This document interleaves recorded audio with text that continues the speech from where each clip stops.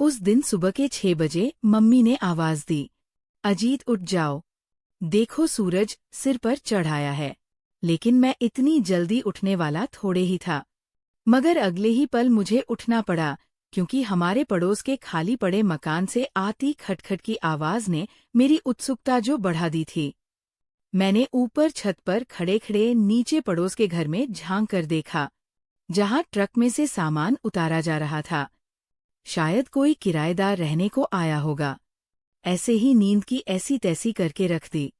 बरबराते हुए मैं पलटने ही वाला था कि अचानक मेरी नजर एक लड़की पर पड़ी, जो ट्रक में से सूटकेस निकालकर अंदर ले जा रही थी। उस लड़की को देखते ही मेरा दिल चूहे की तरह उछलने लगा। गोरा चिट्ठा रंग, नीले रंग का सलवार कुर्ता, लंबे लंबे कमर तक झूलते रेशमी बाल, मस्त जाल, उम्र यही कोई 17-18 के आसपास होगी। मेरा दिल जोर जोर से फुदकने लगा। लड़की हमेशा से ही मेरी कमजोरी रही है। जहां लड़की देखता मेरी सिट्टी पिट्टी गुम हो जाती। मैंने जल्दी जल्दी कमीज पहनी और छत से उतरकर नीचे आया तो मम्मी पापा को ये देख हैरानी हुई। क्या बात है, आज तो एक ही आवाज के साथ उठकर आ गया। मैंने उनकी बात पर ध्यान दिए बिना फटाफट चाय पिया और घर से बाहर निकल गया। घूमकर उनके दरवाजे के सामने पहुंचा तो ट्रक से अभी सामान उतारा जा रहा था। लाख कोशिश के बावजूद वह लड़की मुझे दिखाई ना दी। मैं कुछ देर तक वहां यूं ही खड़ा रहा। फिर कुछ सोचकर सीधा अखिल के घर जा पहुंचा, जो मेरा सबसे अच्छा दोस्त था। हम दोनों जब भी मिलते तो लड़कियों पर खूब खुलकर चर्चा करते। मैं अखिल के घर पहुंचा तो अखिल कमरे में बैठा अखबार पढ़ रहा था। मुझे देखते ही वह चिल्लाया, अरे अजीत, आज सवेरे सवेरे क्या कोई ताजा खबर है? भाई, आपके अखबार में छपी खबरों से ज्यादा ताजा खबर लेकर आया हूं। सुनोगे तो उछल पड़ोगे। मैंने उससे हाथ मिलाते हुए कहा, बताओ ना यार, क्या पहेलियां बुझा रहे हो? पूरी उत्सुकता से उसने पूछा। मैंने चोर की तरह चारों तरफ नजर दोहराई और सटकर उसके पास बैठते हुए कहा, हमारे पड़ोस वाले घर में एक बड़ा जबरदस्त पटाखा आया है, देखोगे तो होश खो बैठोगे। अच्छा, देखने में कैसी है? अखिल ने बेड पर उछलते हुए कहा। मैंने उसके रंग रूप, चाल ढाल, कद काठी की पता नहीं कितनी ही देर प्रशंसा की। ये बात और थी कि मैं तब तक उस लड़की की हल्की सी झलक ही देखी थी। वह मेरे सपनों के शीश महल में पूरी तरह फिट थी। जी चाह रहा था कि एकांत में ले जाकर उसको चूम लूं।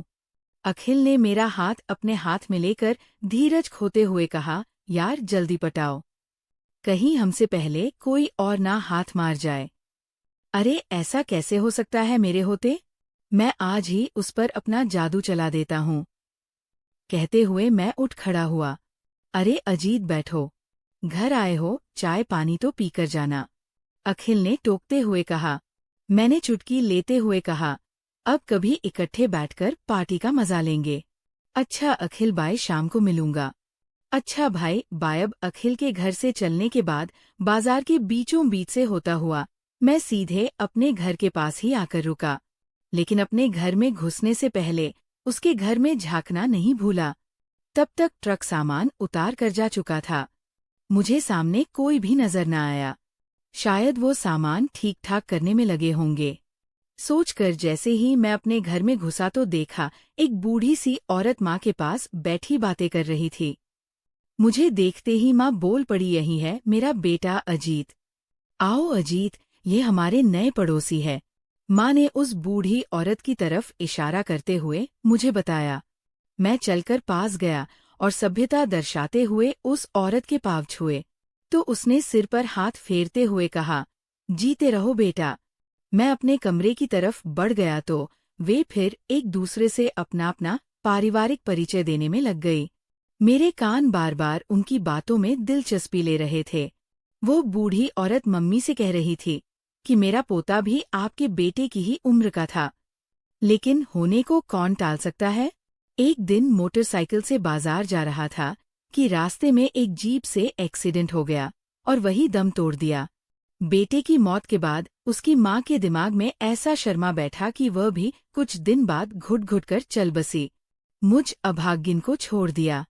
ये दुख देखने के लिए क्या बताओ बहन, अब ना जिया जाता है ना मरा।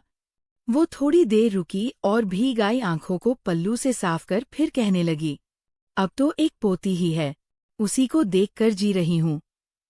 मैंने उनकी पोती का जिक्र सुना तो रहा नहीं गया और उनके पास खाली पड़ी कुर्सी पर आकर बैठ गया। मेरी तरफ देखते ही वह फिर बोल पड़ी, बेटा, कभी कभी हमारे भी घर आया करो। तुम भी तो मेरे बेटे की तरह ही हो। अब तो आप लोगों का ही सहारा है। वह बूढ़ी औरत आगे और कुछ बोली थी। इससे पहले ही मैं बोल उठा, क्यों नहीं, मैं आज ही आपके घर आऊंगा और खड़ा हो। जल्दी से अपने कमरे में जा नया सूट निकाला जो कुछ ही दिन पहले सिलवाया था। सूट पहनने के बाद खुद को हैंडसम दिखाने के लिए गले में टाई पहने, कपड़ों पर सेंट छिड़का और काफी देर तक शीशे के सामने खड़ा खड़ा खुद को निहारने के बाद कमरे से बाहर निकला। तब तक वह बुढ़िया जा चुकी थी। जब माँ ने मुझे सजे सबरे देखा तो पूछा, अब कहाँ जाने का इरादा है? बस यही परोस तक माँ हिचकिचाहट में इतना ही कह पाया, अच्छा अच्छा हो, आओ। बेचारी बूढ़ी औरत कितने आदर से कह रही थी, अंधा क्या चाहिए दो आंखें। मैं दौड़ सा पड़ा। उनके घर में दाखिल हुआ तो देखा वह लड़की बैठी सब्जी काट रही थी। उसे मेरे आने की कोई खबर ना हुई, लेकिन उस बुढ़िया ने मुझे अंदर आते देख लिया था। आओ बेटा, आगे आ जाओ, शर्माते क्यों हो? उस बुढ़िया ने पुकारा तो उस लड़की ने हैरत भरे अंदाज से मेरी तरफ देखा कि अचानक कौन आ गया। जैसे ही एक दूसरे से हमारी आंखें मिली, मैं उसकी गहरी नीली आंखों में डूबता सा गया। जी चाहा आगे बढ़कर इन आंखों को चूम लूं। उसने शर्माते हुए आंखें झुका ली। बुढ़िया ने आंगन में पड़ी चारपाई पर बैठने का इशारा किया तो मैं चारपाई पर गिर सा पड़ा। वह चारपाई से थोड़ी ही दूर बैठी थी। ये हमारे पड़ोसी रामदयाल जी के बेटे हैं। बेटी मेरा परिचय कराते हुए उस बुढ़िया ने कहा। हल्की सी मुस्कुराहट उसके चेहरे पर उभरी। मैंने जल्दी से कहा, हेलो। उसने शर्माते हुए जवाब दिया, नमस्ते। शायद हिंदी भाषा को पूरा सम्मान दे रही थी। मुझे अपने अंग्रेजी बोलने पर ग्लानि सी हुई। मैंने बात जारी रखने के इरादे से पूछा, आप क्या करती हैं? अभी सेकंड ईयर के पेपर दिए हैं। उसने सुरीली आवाज में उत्तर दिया। आगे क्या इरादा है? मैंने पूरी निकटता बढ़ाने के इरादे से एक और सवाल कर दिया। मेरा इरादा तो पढ़ने का है, लेकिन दादी जी व पिताजी मना कर रहे हैं। उसने गर्दन झुकाए ही जवाब दिया, अरे दादी जी, पढ़ने दीजिए ना इन्हें। मैंने उसका साथ देते हुए कहा, आजकल तो पढ़ाई का ही महत्व रह गया है। बिना पढ़ाई तो आदमी पशु समान होता है। फिर पढ़ाई की कोई सीमा थोड़ी ही होती है। जितना ज्ञान ले लिया जाए कम ही है। फिर इनकी अभी उम्र ही क्या है। पता नहीं मैंने कितनी ही देर शिक्षा पर भाषण दिया। मैं तो और भी बोलता जाता, अगर उसने बीच में टोक कर पूछा ना होता, आप क्या काम करते हैं? मैंने चेहरे पर पूरी मुस्कुराहट लाते हुए कहा, बीए फाइनल का एग्जाम दे रखा है। बस परिणाम निकल आए फिर आगे की सोचूंगा। वह आगे कुछ ना बोली तो मैंने फिर बात करने के लिहाज से पूछा, आपने अपना नाम नहीं बताया। मेरा नाम राखी है। जी, मेरा नाम अजीत है। मैंने बिना पूछे ही फटाक से अपना नाम बता दिया। अभी हम बातें कर ही रहे थे कि उनकी दादी जी चाय बनाकर ले आई। लो बेटा चाय। अरे दादी जी, आपने ये तकलीफ क्यों की? मैं कोई गैर थोड़े ही हूँ। मैं तो घर का सदस्य हूँ। मैंने राखी से पूरी नज़दीकी बनाने के इरादे से कहा, अरे फिर क्या हुआ? घर के सदस्य क्या चाय नहीं पीते बेटा? उन्होंने कहा तो मैंने चाय की प्याली उनके हाथ से पकड़ ली और चुस्की लेते हुए चाय पीने लगा। साथ ही राखी को बार बार निहार रहा था। वह मेरे सपनों के शीश महल में पूरी तरह फिट थी। चाय की प्याली खाली कर नीचे रखी तो खड़ा होता हुआ बोला, अच्छा दादी जी, अब चलूंगा। लेकिन मेरा ध्यान राखी पर ही था। अच्छा बेटा, आते जाते रहा करो, तुम्हारा अपना ही घर है। बुढ़िया ने कहा, हाँ हाँ, इसमें क्या शक है। आप भी राखी जी कभी हमारे घर आइए। मैंने उसके चेहरे पर नजर गराते हुए कहा, कभी जरूर आऊंगी। उसने हल्की सी मुस्कुराहट लाते हुए कहा तो मेरा मन झूम उठा। शाम को अखिल से मुलाकात हुई तो सारी कहानी अखिल को बता दी। अखिल ने मेरा हाथ दबाते हुए कहा, भैया तुमने तो आखिर जगह पक्की कर ही ली। कभी हमें भी मिलवाइए उससे। मौका मिला तो मैंने गर्व से उत्तर दिया, लेकिन ध्यान रखना, बदमाशी नहीं चलेगी। कहीं मेरा काम तुम बिगाड़ ना देना। अरे नहीं यार, अखिल हंस पड़ा। मेरी घनिष्ठता राखी के साथ खूब बढ़ गई। कभी वो हमारे घर आती, कभी मैं उनके घर चला जाता, कभी कभी तो खाना भी हम साथ ही खाते। यानी हम दोनों का परिवार एक दूसरे से खूब घुल मिल गया। कभी कभी बातों बातों में मैं उसको छू देता तो वो बिल्कुल भी बुरा ना मानती। मेरा हौसला बढ़ जाता। कई बार राखी को मैंने दिल की बात कहनी भी चाही, लेकिन ये सोचकर रुक गया कि कभी अकेली होगी तब कहूंगा। एक दिन राखी के पिताजी व दादी को किसी रिश्तेदार से मिलने दूसरे गांव जाना था। जाने से पहले वे मम्मी को बोल गए थे कि हम शाम को लौटेंगे। अपनी रिश्तेदारी में मिलने जा रहे हैं, घर का ध्यान रखिएगा। राखी घर पर अकेली ही है।